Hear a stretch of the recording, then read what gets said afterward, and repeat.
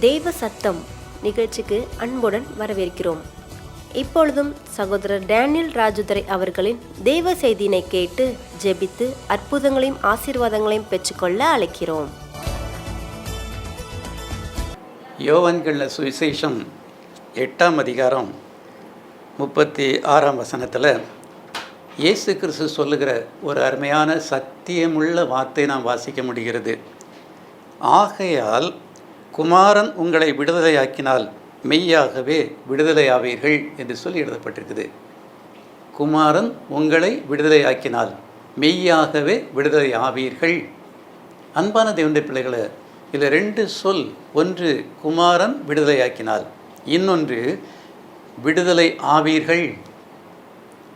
விடுதலை அப்படின்னு சொல்லுகிற போது நிறைய பேர் எதிர்பார்க்கிற எண்ண சிதறல்கள் எப்படியாக இருக்குன்னு சொன்னால், நான் நினச்ச உடனே நான் எதிர்பார்க்கிற காரியங்களில் எனக்கு விடுதலை கிடைக்கணும், எனக்கு ஒரு புது வாழ்வு கிடைக்கணும், மறுவாழ்வு கிடைக்கணும், இந்த வியாதியின் கொடுமையில், இந்த பிசாசுடைய ஆக்ரோஷத்தினால நான் படுகிற பாடுகள் தாங்க முடியலையே அப்படின்னு சொல்லி புலம்பிக்கிட்டே இருக்கிற புலம்பல்கள் அதிகமாக அநேகருடைய வீடுகளில் இன்றைக்கி பார்க்க முடியுது. என்னுடைய மகன் மூலமாக, என்னுடைய மகள் மூலமாக, என்னுடைய புருஷன் படுத்துகிற பாடு, என் மனைவி படுத்துகிற பாடு தாங்க முடியலையே, எனக்கு என்னைக்கு தான் விடுதலை கிடைக்கும். அப்படித்தான் நீங்களும் இன்றைக்கி சொல்லிக்கிட்டு இருக்கீங்களோ? கவலைப்படாதீங்க. இயேசு கிறிஸ்து அழகாக சொல்லுகிறாரு, குமாரன் உங்களை விடுதலை ஆக்கினார். அப்படின்னா இயேசு கிறிஸ்து உங்களோடு கூட வாழுகிறவராய் உங்களுக்குள் வாசமாக இருப்பார் சொன்னால், நிச்சயமாக கர்த்தராய் இயேசு கிறிஸ்து செய்வாரா, செய்ய மாட்டாரா? நிச்சயமாக செய்வார். அந்த விடுதலையின் சந்தோஷத்தை தான் இன்றைக்கு சில நிமிஷ நேரங்களுக்குள்ளே நீங்கள் பெற்றுக்கொள்ள போகிறீங்க. அதுக்கு அஸ்திபாரமாக இருக்கிறது என்ன? அதை மாத்திரம் நம்ம கற்றுக்கொள்வோம் அப்படின்னு சொன்னால், நிச்சயமாக எந்த காரியத்தில் எப்படிப்பட்ட நிகழ்வுகளாக இருந்தாலும் சரி, அவைகளை கர்த்தர் இயேசு கிறிஸ்து நமக்கு விடுதலை கொடுத்து நம்மை வாழ்விக்கிறவராக இருந்து கொண்டிருக்கிறார். அன்பான தேவனுடைய பிள்ளைகளை, அதற்கு இயேசு கிறிஸ்து முன்மாதிரியாக வைத்து சென்ற காரியம் என்ன தெரியுமா? இயேசு கிறிஸ்துடைய ஜெப ஜீவியம், ஜெப வாழ்க்கை. இயேசு கிறிஸ்து தன்னுடைய ஜெபத்தின் மூலமாக பிதாவினுடைய வல்லமை பெற்றவராய் அவர் மக்களோடு கூட மக்களாக காலையில் ஆலயத்துக்கு நேராய் கடந்து வருகிறார், நடந்து செல்கிறார், கடந்து செல்கிறார். தனிநபர்களோடு கூட அவர் உரையாடி வருகிறார். 100க்கு 100 மக்களோடு கூட, ஆயிரக்கணக்கான மக்களோடு கூட அவர் பேசுகிறவராக இருந்து கொண்டு இருக்கிறார். அவர் பேசுகிற ஒவ்வொரு வார்த்தையிலும் வல்லமை பெருக ஆரம்பிக்கிறது. அற்புதங்களும் அதிசயங்களும் நிகழ்கிறவைகளாக இருந்து கொண்டு இருக்கிறது. அதற்கெல்லாம் என்ன காரணம்? இரவெல்லாம் அவர் ஜெபிக்கிறத பார்க்க முடிகிறது. அதிகாலையில் இருட்டோடே எழுந்து வனாந்திரமான ஒரு இடத்திற்கு போய் அவர் ஜெபம் பண்ணிதான் சொல்லி வாசிக்கிறோம் இல்லையா? அதே மாதிரி இங்கே லூக்கா சுவிசேஷம் 5ஆம் அதிகாரம் 16ஆம் வசனத்தில் அவரோ வனாந்தரத்தில் தனித்து போய் ஜெபம் பண்ணி கொண்டிருந்தார் என்று சொல்லி எழுதப்பட்டிருக்குது. லூக்கா 9ஆம் அதிகாரம் 18ஆம் வசனத்திலையும் அவர் தமது சீஷரோடே கூட தனித்து ஜெபம் பண்ணி கொண்டிருக்கையில் என்று சொல்லி எழுதப்பட்டிருக்குது. அவரும் தனித்து ஜெபம் பண்ணுகிறாரு, சீஷர்களுக்கும் கற்றுக் கொடுக்கிறாரு தனித்து ஜெபிக்கும்படியா. அந்த ஜெப வேளையில் தான் பிதாவுடைய வல்லமையை அவருக்குள் பெருக அவர் செய்கிறவராக இருந்து கொண்டு இருக்கிறார். அதோடு கூட மனுஷனோடு கூட அவர் கலந்து வரும்படியாய் இறங்கி வருகிறார். வனாந்திரமான இடத்திலிருந்து ஜெபம் முடித்து வருகிறார். அதே வேளையில் இன்னும் ஒரு இடத்துல நான் பார்க்க முடிகிறது. லூக்கா 11ஆம் அதிகாரம் 1ஆம் வசனத்தில் எழுதப்பட்டிருக்குது, அவர் ஒரு இடத்தில் ஜெபம் பண்ணி முடிந்த பின்பு அப்படின்னு சொல்லி எழுதப்பட்டிருக்குது. ஜெபம் பண்ணி முடிந்த பின்பு, சீஷர்களோடு ஜெபம் பண்ணி, தனித்து ஜெபம் பண்ணி முடிந்த பிறகு நிகழ்கிற நிகழ்வுகள் எல்லாம் அற்புதங்களும் அதிசயங்களாக இருக்கிறது அப்படின்னு சொன்னால், அவர் இயேசு கிறிஸ்து என்ன சொல்கிறார் தெரியுமா? என் பிதா எதை சொல்லுகிறாரோ அதை நான் சொல்லுகிறேன், என் பிதா எதை செய்ய சொல்லுகிறாரோ அதையே நான் செய்கிறேன். அவர் பேச சொல்லுகிற தவிர வேறு ஒன்றையும் நான் சுயமாய் பேசுகிறதில்லை, நான் சுயமாக எதையும் செய்வதில்லை என்றும் அவர் சொல்கிறார். அப்படின்னா அந்த ஜெப வேளையில் பிதாவோடு கூட இருக்கிற அந்த தொடர்பை அவர் இணைத்து அதோடு கூட மக்களுக்குள் வருகிற போது கர்த்தர் பிதாவானவர் எதை சொல்லுகிறாரோ அதை அப்படியே சொல்லுகிற போது அவர் பேசுகிற வார்த்தையின் மூலமாக வல்லமை புறப்பட்டு வருகிறது. அன்பான தேவனுடைய பிள்ளைகளை, மாத்திரமல்ல, மத்தேயு 14:23 வாசிக்கிறோம். அவர் ஜனங்களை அனுப்பிவிட்ட பின்பு தனித்து ஜெபம் பண்ண ஒரு மலையின் மேல் ஏறி சாயங்காலமான போது அங்கே தனித்திருந்தார் என்று சொல்லி வாசிக்கிறோம். மார்க் 6:46 கூட மலையின் மேல் என்று சொல்லி எழுதப்பட்டு பார்க்க முடிகிறது. வனாந்திரமான இடத்துல தனிமையாய் போய் ஜெபம் பண்ணுகிறார். மலைகளின் மேல் அவர் தனித்து ஜெபம் பண்ணுகிறத பார்க்க முடிகிறது. மாத்திரமல்ல, லூக்கா 6:12 அவர் ஜெபம் பண்ணி ஒரு மலையின் மேல் ஏறி முழுவதும் தேவனை நோக்கி ஜெபம் பண்ணி கொண்டிருந்தார் என்று சொல்லி எழுதப்பட்டிருக்கு. இரவு முழுவதும் பிதாவை நோக்கி ஜெபித்து கொண்டே இருந்து கொண்டே இருக்கிறார். எங்கே போய்? ஒரு மலையின் மேல் ஏறி என்று சொல்லி எழுதப்பட்டிருக்குது.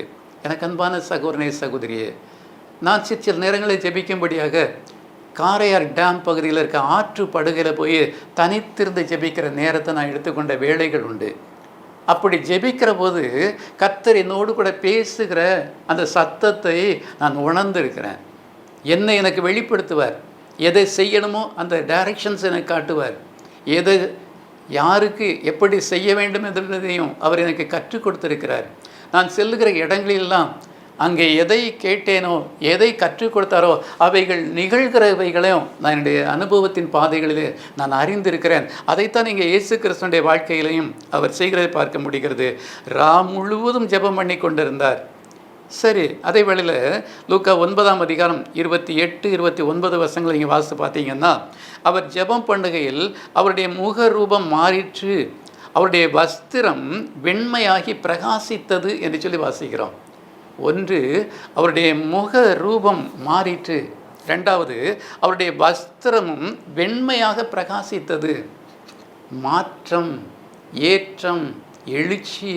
இதை கேட்டுக்கிட்டு இருக்க சகோதரனே, சகோதரியே, உங்களுடைய வாழ்க்கையில் எனக்கு அன்பான சுவிசேஷ ஊழியத்தை செய்து கொண்டு இருக்கிற சகோதரனே, உங்களுடைய வாழ்க்கையில் அந்த தனி ஜெபத்தின் மூலமாக கர்த்தரோடு கூட பேசுகிற அந்த ப்ராக்டிஸ் உங்களுக்குள்ளே இருக்குன்னு சொன்னால் உங்களுடைய முகம் ரூபம் அப்படியே பிரகாசிக்க ஆரம்பிக்கும். மக்கள் உங்களை பார்க்குற போது உங்களுடைய முக பிரசன்னத்தை, பிரகாசத்தை காணும்படியாய் அவர்கள் எப்பொழுதும் உங்களோடு கூட தொடர்ந்து இருக்கிறவர்களாய் அவர்கள் காணப்படுகிறத நீங்கள் பார்க்க முடியும். அது மாத்திரமல்ல, அவருடைய வஸ்திரம் வெண்மையாக பிரகாசித்தது அப்படின்னு சொல்லி எழுதப்பட்டிருக்குது. இன்றைக்கு ஒருவேளை நம்ம வஸ்திரத்தை மாத்திரம் நினைத்து விடக்கூடாது, நம்முடைய வாழ்க்கையில் ஒரு மாற்றத்தை பார்க்க வேண்டும். உலக மனுஷர்களுக்கும் கர்த்தரோடு கூட வாழுகிற மக்களுக்கும் ஒரு பெரிய வித்தியாசத்தை மற்றவர்கள் பார்க்கணும்.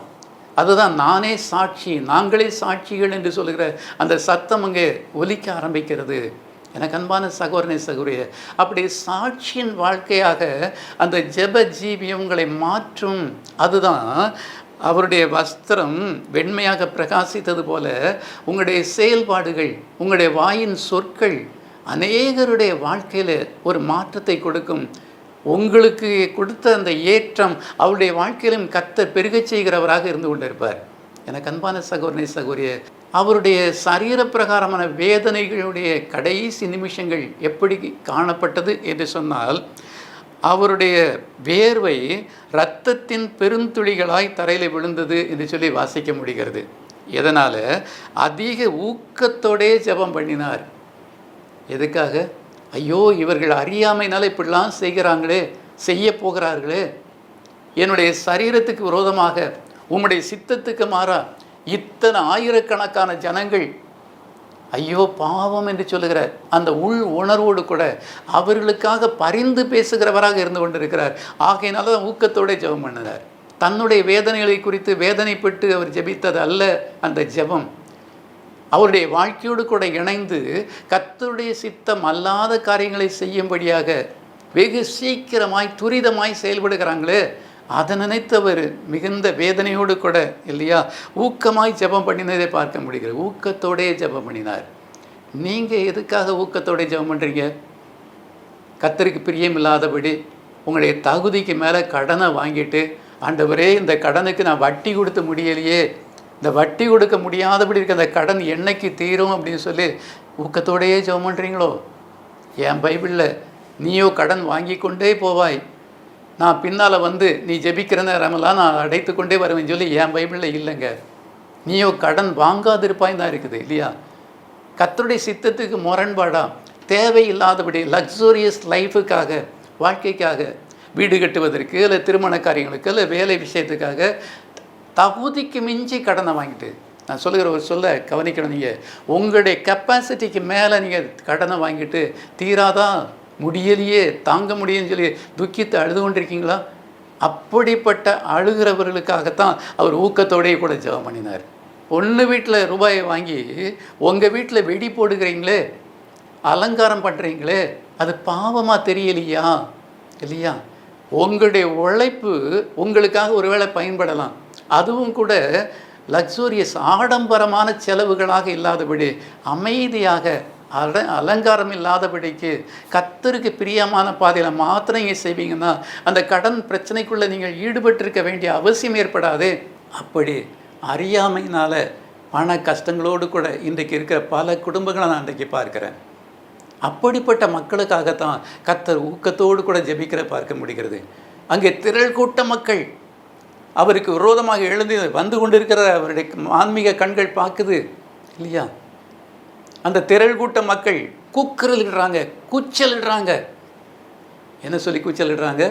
எங்களுக்கு பரபாசை விடுதலை செய்யும், இயேசுவை சிலுவையில் அறையும் என்று சொல்லி கூச்சலிடுகிறார்கள், கூக்குரலிடுகிறார்கள்.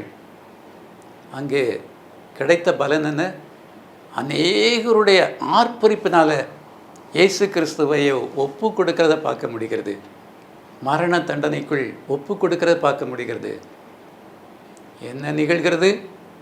நாம் செய்த அறியாமையினால, பாவங்கள்னால நமக்காக பாவமறியாத பரிசுத்த சரீரம் அங்கே சிலுவையில் ரத்தம் சிந்துகிறத பார்க்க முடிகிறது. அப்படின்னா இன்றைக்கி நான் என்னையா செய்யணும்?